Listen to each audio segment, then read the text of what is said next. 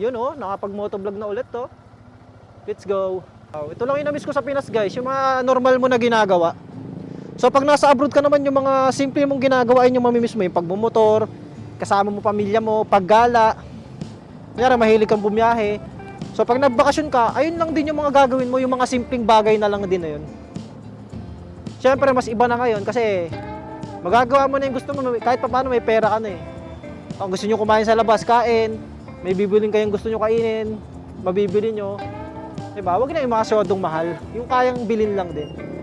So dati kasi nung nandito ako sa Pilipinas, hindi pa ako nag-a-abroad, kung magkano lang yung pera namin, tapos tipid-tipid lang. Kasi yun lang yung kaya ng budget namin. Minsan di pa namin kaya kumain sa mga pagkain na gusto namin kasi sakto lang yung pera. Pero ngayon, ayun yung maganda, di ba? Ayun yung fruit of flavor natin, fruit of natin, parang ayun ba yung balik sa atin.